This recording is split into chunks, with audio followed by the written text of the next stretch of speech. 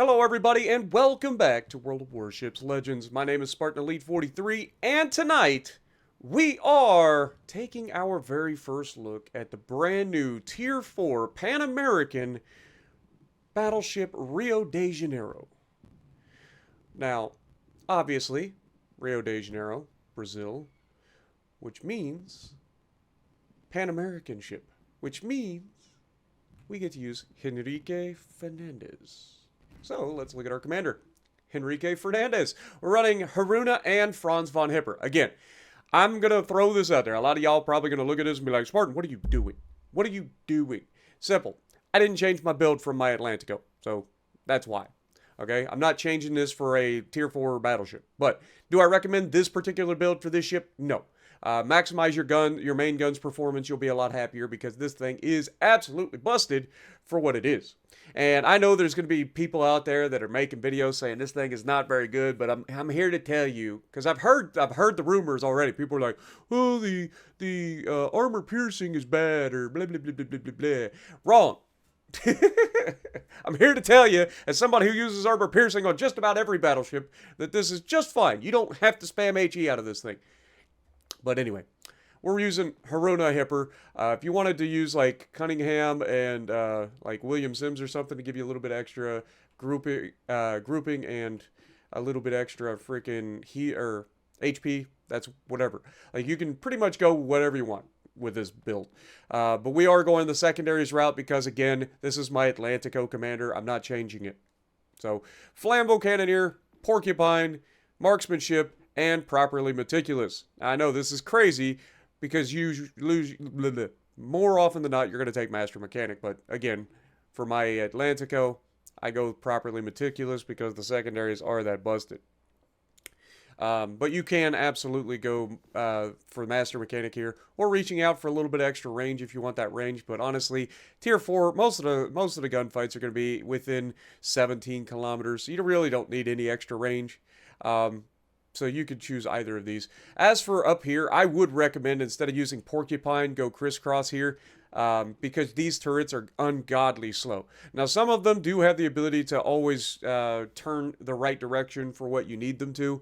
They're 180-degree turrets that go left to right across the middle of the ship that have firing angles over the nose, or over the front. We'll go into that end of the video, but yeah, I would recommend Crisscross because without it, your turret traverse is probably the worst you've ever seen. And that says something. But yeah, then of course we are running secondary interest. Again, this is you could take it or leave it. If you want to go with secondaries, this is an Atlantico skill that I use for Atlantico. You could easily go for Testudo, which would allow you to have an extra repair party again. So you have the ability to run up to 6 repair parties in this thing at Tier 4, which is absurd. But hey, what do I know? Anyway, moving on to our build, we are again running the secondary battery mod 2. Do I recommend this for this ship? Not really. I'll go over it in a minute, but that's what I chose initially. Aiming system mod 1 would be a better bet, or even main battery traverse speed might even be better to get it even faster. It is, again, up to you what you want to do. This makes it a little bit more accurate, which with the volume of fire that you're shooting wouldn't be a bad thing because the more devastating hits you can get, the better. Secondaries are pretty much useless because you can't ever close the distance usually to get within range to use these secondaries because they only go out to 6.5 kilometers with a full secondary build. But, again, main battery traverse speed, keeping those guns on target more often is going to be critical. Because some of them do face the rear and have to rotate the opposite direction, so keep that in mind. It's not a huge deal, but it is something that you got to consider. Alright, loadout. Of course, we're showing 3 heals. You could get up to 6 heals with the build that we already talked about, and then we've got 5 enhanced secondary targeting boosters. You're never going to get to use that, let's be honest. You may be able to use it like once during a battle if somebody's dumb enough to get close, but if that happens, they will rue the day. I promise you.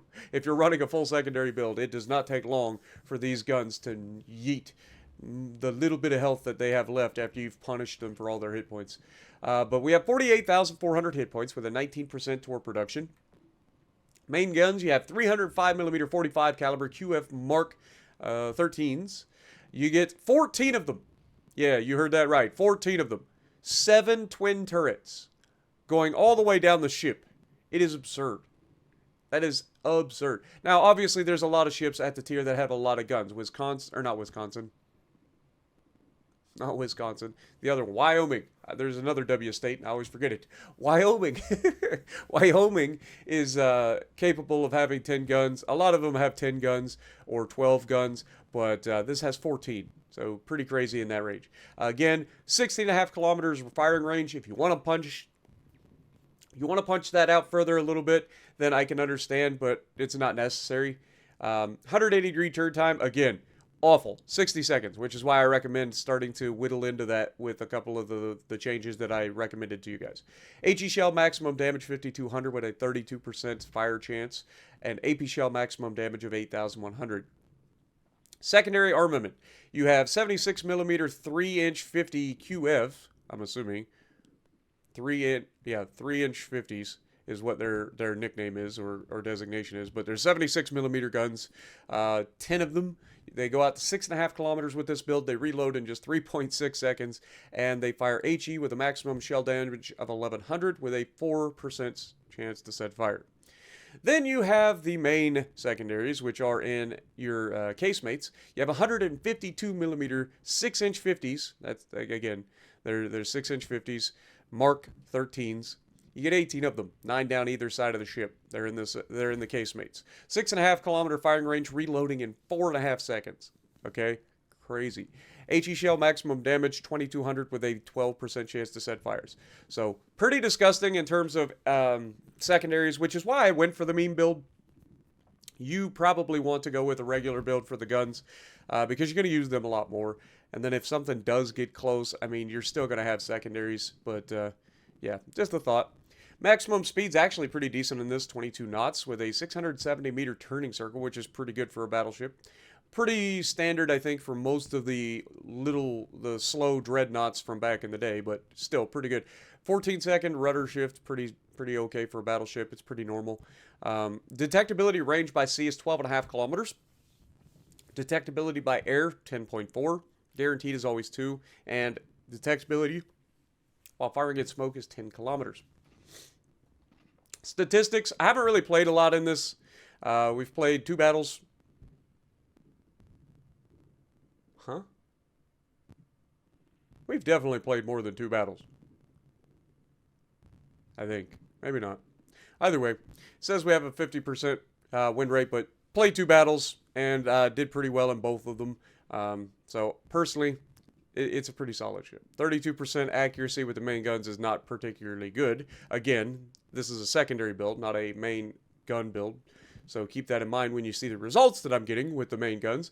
If you go full accuracy, you should be able to do even better.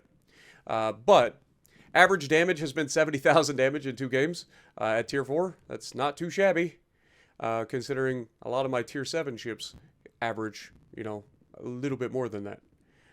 But still, average XP 1340. It's pretty average for Tier 4. Armor. Okay, you've got an overmatchable bow with an extended belt. This is something you guys should know all about at Tier 4. I've mentioned it a gajillion times on the channel. Tier 4 battleships, with the exception of one battleship, which is the Peter Veliki. I know a lot of people try to bring up other ships, but I'm telling you, Peter Veliki, as far as I know, is the only battleship at the tier that cannot be overmatched by everybody else through the bow. Everybody else either has just a straight up 19mm bow, or has an extended belt like this, okay, or an icebreaker, whatever you want to call it. I call it extended belt because that's what it's called. But if you guys want to call it an icebreaker bow, then go for it. But yes, it has an extended belt, meaning that if people shoot at the waterline when they're shooting at you, even though they overmatch you, they're going to hit that belt. They're not going to do much. Now, any shells that hit above that into the deck, which is what we've talked about in the past, like if you know that you overmatch but you think they have a belt, aim a little bit higher, go straight through the deck armor, right at the main guns. Okay, so keep that in mind. As for citadels, it's actually got a turtleback armor scheme, which is kind of funny. You can see it's protected by a turtleback in the front, and in the back. So you can see it goes all the way down the length of the ship. So there's really not a good way to citadel this thing at all. You're not going to be engaging at a range that's far enough that you're going to get plunging fire in through the side to citadel it. If you do manage to get an overmatch at the front, you're probably shooting too high because you're shooting at the deck. So the only real option is if something gets real lucky and dips into the water below that. But again, very unlikely.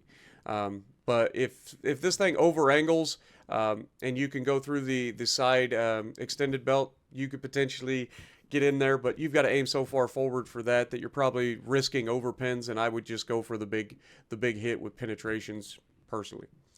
But that's just me. But as you can see, it does have a citadel that is slightly above the water, though that is completely like a moot point because again, turtleback armor and the ranges you're going to be fighting, that turtleback is going to keep you from being citadel most of the time. A tough ship, above average hit point rating. Guns aplenty. I believe it has the most guns at the tier. I could be wrong, but I'm fairly confident that nobody has more than 14 guns at tier 4. But well, somebody's going to bring up a cruiser probably. There's probably a cruiser out there that has more than that. But Rio De Janeiro, a unique 7-turret dreadnought battleship built in the early 1910s in the UK for the Brazilian Navy. She entered service 1914, and there was one in the series. Now, from what I understand, this is an Agincourt. I don't have the Agincourt, so I don't know, or the Agincourt, whatever you want to call it. I don't have it. I don't remember doing a video in it. I probably did at some point, or maybe I didn't. I don't know. But I've played against them. They're annoying little turd waffles, for sure, when you're playing in ranked 1v1s. But other than that, they're really not that scary. This thing, however, does seem to be pretty decent, or at least has been for me in the first 2 games. Again, small sample size, but everything that I've shot at has been pretty easily damaged. Even going up against tier 5 ships, I was able to damage them pretty well with a secondary build, and I wasn't even using accuracy. So imagine what this thing can do with guns that are hitting consistently with an accuracy build. But with that being said, let's take a look at this. And I always love the lower tier ships that have these like what would these be called? It's not an embroidery. There's a word for it. I can't think of it. But I like the embellishments. That's what the embellishments that they have on like the bow and the stern and stuff like that. But other than that, I mean, she is a interesting looking ship. Wouldn't say she's hideous, but she's definitely not beautiful. But I do like this interesting like bridge design for holding the lifeboats over top of the main guns in the middle. Like it's an interesting design. I actually like it. Sadly, or crazy enough, but I also love the casemates. You guys know that. So all those casemates down the side, and you can see the torpedo net rigging for the side of the ship as well. But yeah, I like it. I'll be real honest. I like this thing. I could be wrong. Maybe y'all yell at me in the chat, be like, Spartan, I've played this thing. It's a piece of dog crap. But I haven't seen it. I haven't seen anything bad about this ship so far. It's another premium tier 4 battleship that is pretty solid and pretty nasty. I would rank this right up there, in my opinion, with Giulio Cesare, with Texas, with, you know, all of those ships that you come to, or the Imperator Nikolai. All those ships that you come to know and love at tier 4 that can absolutely go up against tier 5s and not care. So this is up there, okay? So as long as you play it well, again, I wouldn't necessarily recommend a secondary build because getting within 6.5 kilometers of something is difficult in this game, especially at low tiers when everything is trying to run away. But yeah, it's a pretty fun ship in my opinion for the tier. So with that being said, let's get to the gameplay. Alrighty, so we're going to be on New Dawn in the Rio De Janeiro, and we're going to showcase just why I think this thing is pretty good. Now, obviously, there's going to be some people out there that look at this game and go, well, Spartan, there's why you enjoy it so much. Every game you've played has been against a bunch of cruisers. That's not true. In the first game, I actually played against a bunch of battleships, and I was bottom tier in a tier 5, and I still put up a pretty solid performance, given the fact that I literally could not get close enough to actually use the secondaries. So, with all of that being said, I think the ship is pretty solid. There's going to be people out there that disagree with me. Again, I've heard heard people talking about this in different groups and stuff, and I just laugh at it because like everybody always is like, "Oh, this ship is terrible," or "This ship is the best ship ever." There's never like an okay ground to be in the middle. And while I don't think this is the greatest ship ever, I definitely don't think it's terrible, and I think that it is a pretty solid ship at the end of the day. I would put this probably on the higher end of the mid tier, you know, for tier 4. Do I think it's better than Cesare? Do I think it's better than Imperator Nikolai? No. But it's definitely up there. It's in the discussion with that and USS Texas and stuff like that. Uh, just due to, like, it is very nasty. Is it Texas? Is Texas tier 3 or 4? I think it's tier 4. It might be tier 3. Arkansas is definitely tier 3. I don't remember. But either way, it's a pretty solid ship in my opinion. And we're going to showcase exactly why it's a solid ship. And remember, during the course of this battle, I am running a secondary build. This is not a full accuracy build at all. What you saw the build was, is what you get. You can see 5 secondary boosters, 3 heals. Like, I could have gone with 6 heals in this match. I could have, you know what I mean? But I honestly don't think you need to at the low tiers. Maybe that increases your carry potential, but most of the time, you're not going to be able to get up close and personal enough to really get away with a lot. Now, I apologize if you guys hear crackling when we fire the guns. I don't know if that's on the recording or if that's on playback right now, but either way, it's really annoying, and I do apologize. I will restart my PC and try to fix that after the fact, if it is in fact in the recording, but yeah, that's going to be annoying.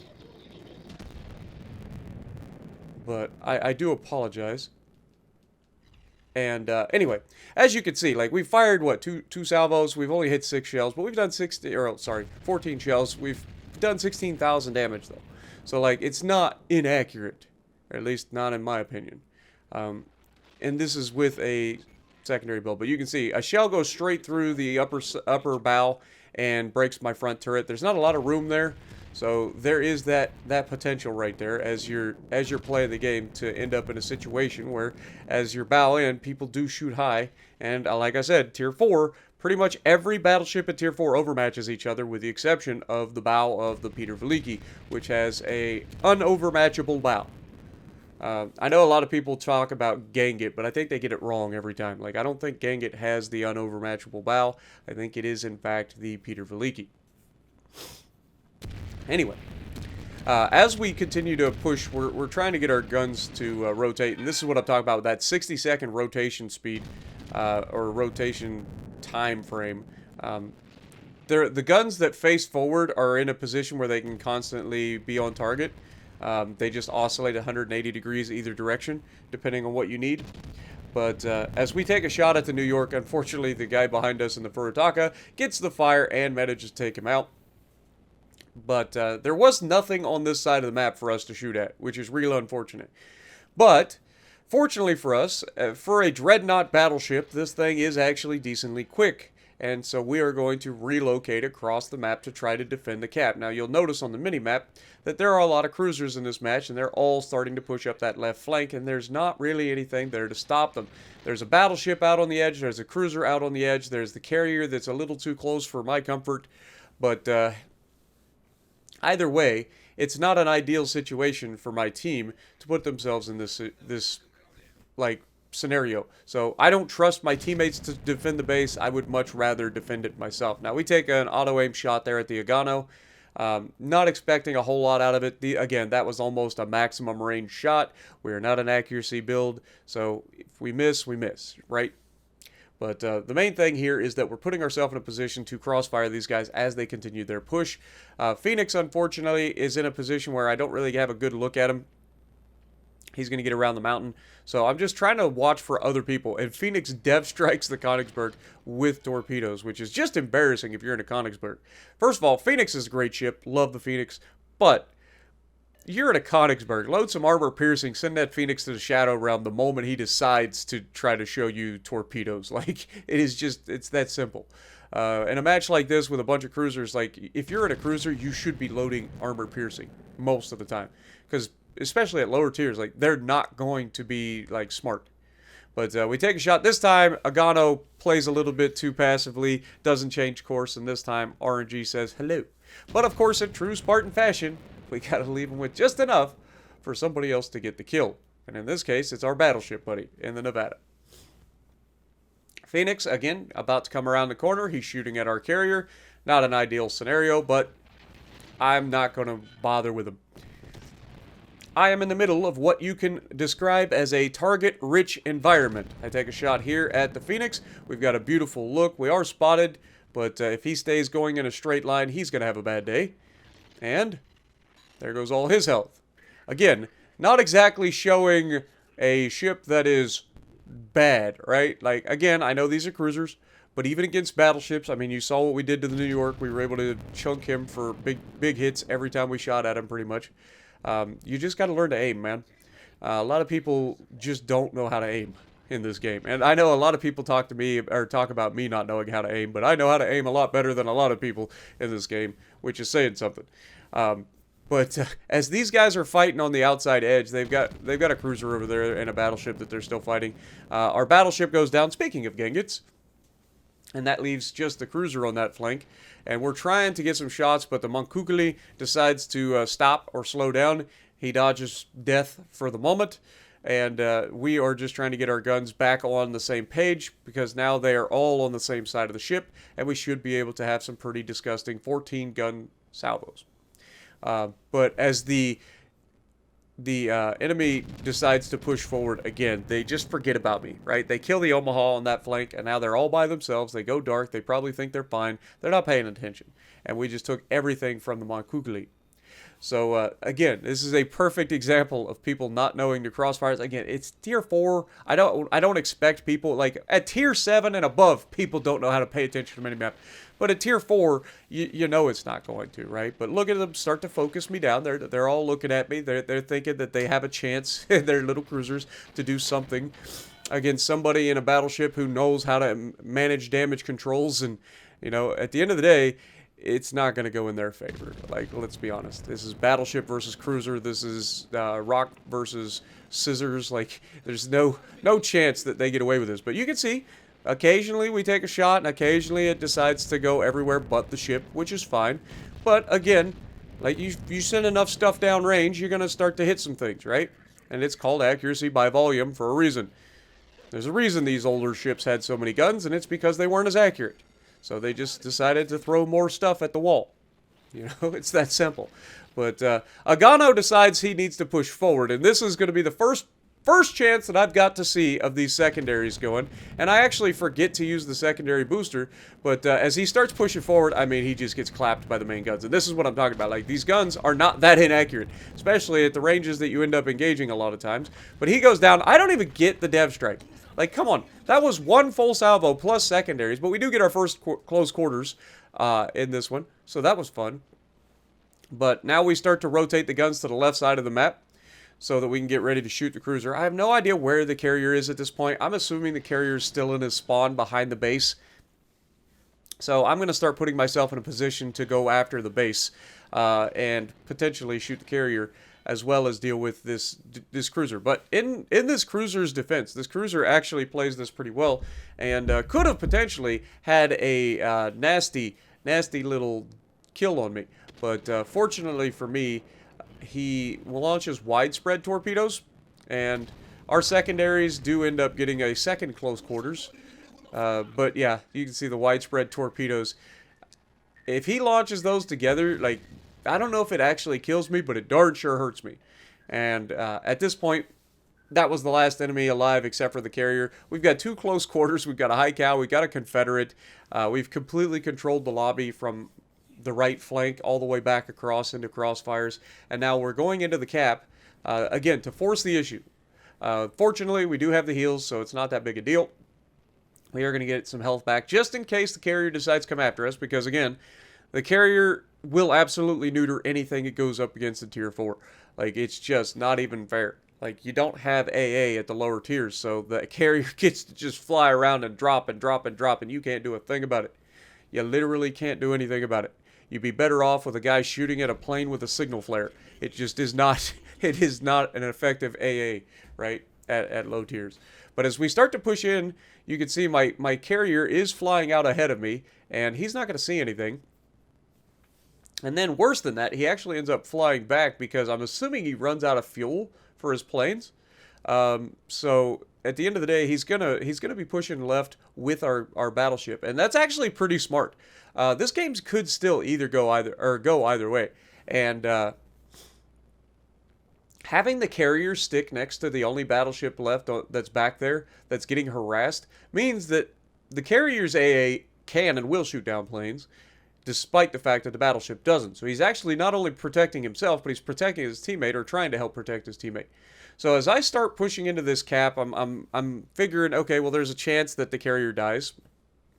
There's a chance that that battleship dies. There's 4 minutes left in this match.